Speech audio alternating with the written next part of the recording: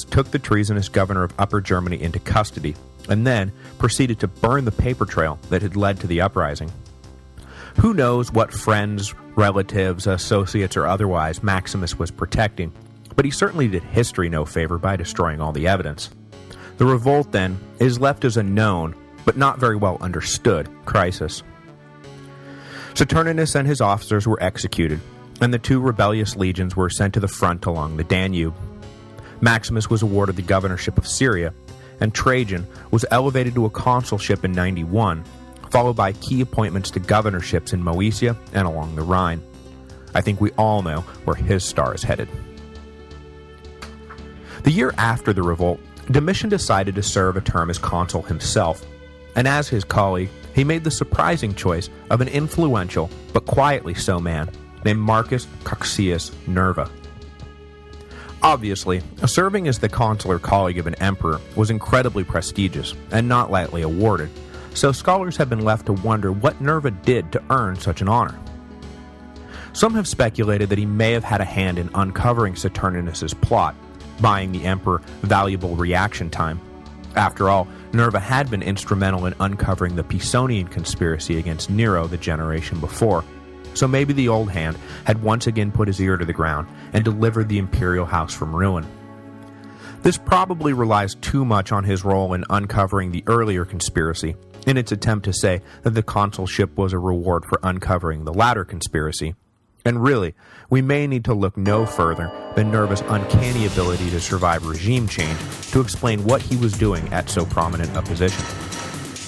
It takes a man of rare political skill to survive such turbulent times unharmed. Is it really so remarkable that he would one day find himself the consular colleague of an emperor? Or that one day he would simply find himself emperor? Marcus Nerva was born November 8, 30 AD, into an Italian family that had risen to prominence as the Principate was taking shape. His family was not elite Roman nobility, but more and more, such distinctions were becoming irrelevant. Vespasian's family was not from Rome proper either, and soon enough, the empire would see its first provincial emperor in the aforementioned Trajan. Nerva's grandfather had been a friend of Tiberius and accompanied the emperor to Capri, while his father had risen to the rank of consul under Caligula. Nerva himself eschewed the conventional cursus honorum and seems to have had no interest in a military career, content instead to wield behind-the-scenes political influence as an advisor to the emperor of his own day, Nero. In this capacity, he earned Nero's eternal gratitude for the central role he played in uncovering the Pisonian conspiracy, and the emperor rewarded him with unprecedented triumphal regalia, an honor usually reserved for military victories. While skillfully navigating his way around Nero's imperial court, Nerva at some point ran into Vespasian, and the two struck up a friendship. When Nero committed suicide, I think any reasonable bookmaker would have put Nerva down as a staunch Othonian. Not only was his sister married to Otho's brother, but most of Nero's court wound up in Otho's corner anyway during the civil wars, and Nerva was certainly a member of Nero's court. But Nerva ignored these obvious loyalties, and decided early to back Vespasian should the latter heed the calls to enter the ring. This friendship and support allowed Nerva to become one of the few members of Nero's inner circle to transition to the inner circle of the Flavians, which he did so in fine style by being named a consul ordinarii in 71 AD. And that's the prestigious one, remember, that Vespasian usually reserved for members of his own family. Nerva spent the next 2 decades attached at the hip to the Flavian court, acting as a historically undocumented but still powerful member of the regime. Indeed, after his consulship in 71, he doesn't really pop up again until 90 AD, when he is suddenly awarded the honor of serving as Domitian's colleague in the consulship. We'll probably never know what role, if any, Nerva played in uncovering Saturninus's rebellion, or whether it had anything to do with the consular appointment. It could be that after the failed uprising, Domitian wanted to reassert firm control over the empire, and took as his partner the only man he could trust without reservation. A man who had served as an advisor and mentor since Domitian's lonely days in Rome after being left behind when his father and brother went to fight the Jewish war. After the rebellion, Domitian more than ever needed to surround himself with men he could trust.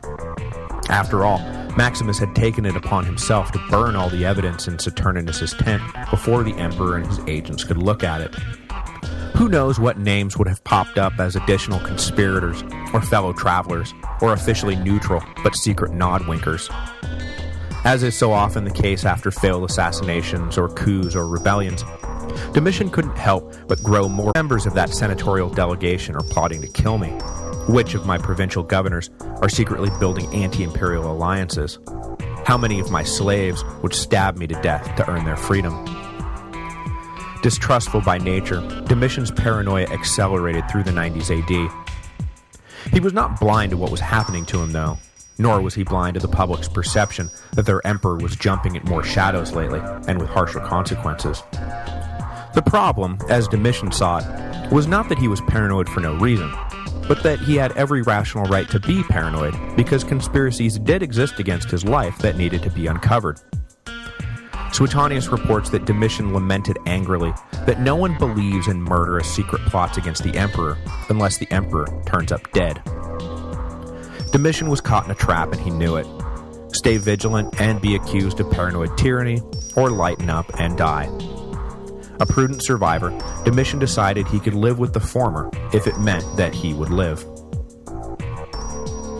After the events of 89 AD then, there was a sharp uptick in treason trials, the old imperial weapon of last resort that had been abandoned by his father and officially outlawed by his brother.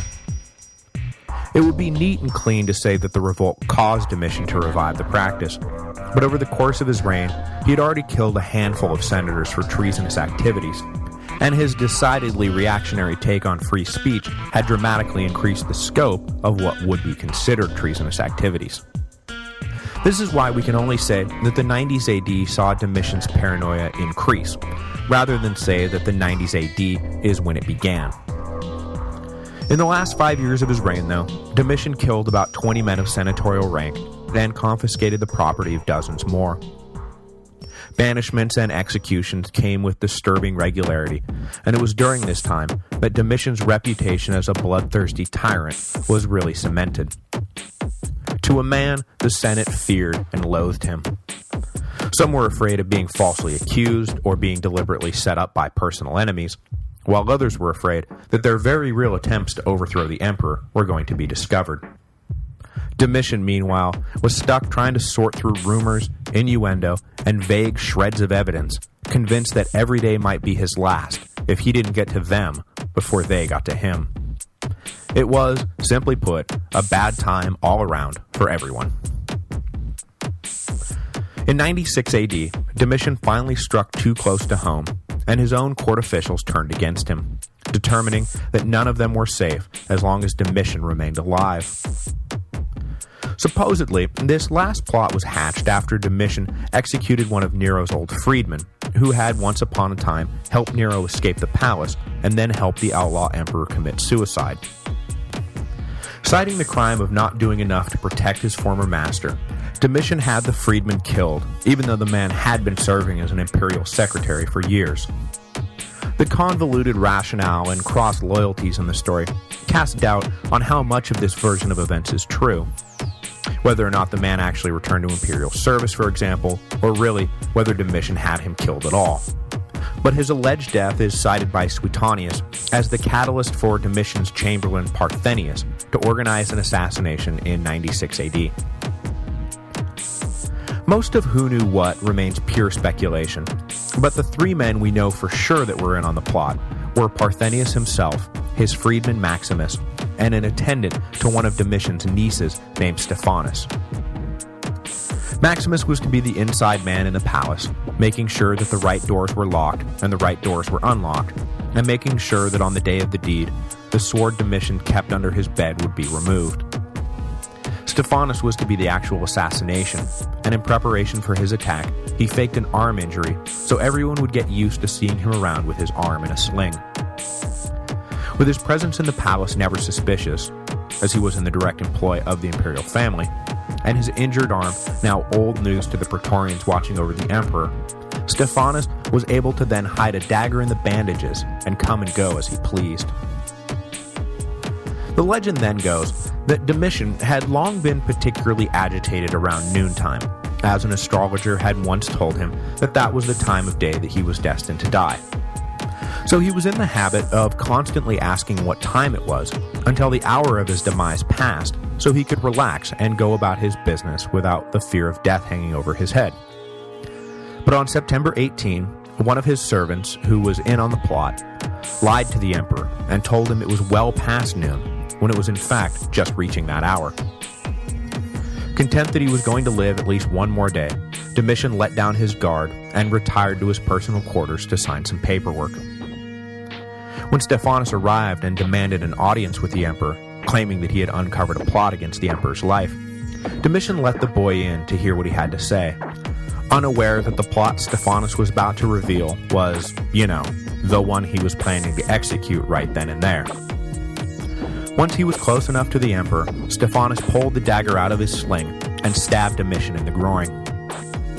But Domitian was not going to be an easy kill, and having survived the initial attack, he managed to fend Stephanus off for several minutes before further accomplices rushed in and overwhelmed the wounded emperor. Suetonius reports that at least 4 other men helped Stephanus inflict 7 fatal stab wounds on Domitian, who finally collapsed on the floor, dead at the age of 45. The conspirators then hauled the body off and had it cremated without ceremony.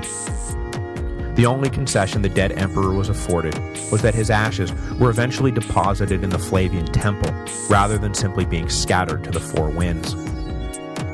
He had ruled the empire for 15 dictatorial, but more or less successful years, and would be remembered as a monster.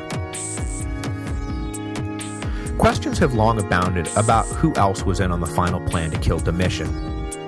Cassius Dio implicates his wife Domitilla, and others have accused the Praetorians of purposeful apathy, if not outright complicity.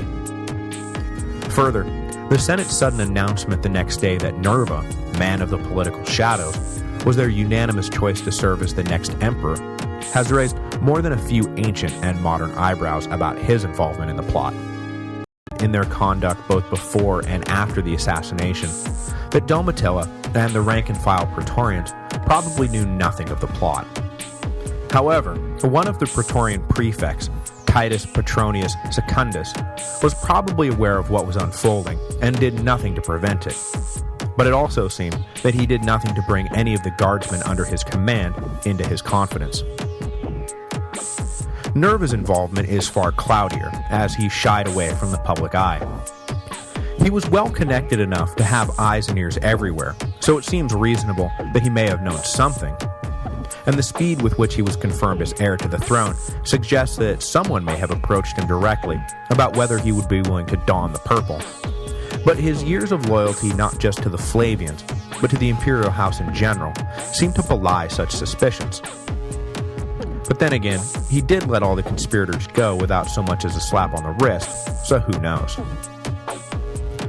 With Nerva in place, the Senate then let 15 years of simmering anger explode in a series of edicts officially damning Domitian's memory.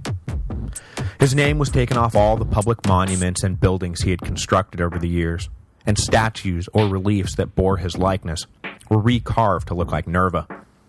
The goal was to pretend as if Domitian never happened, just as Augustus had once tried to pretend that Mark Antony had never happened.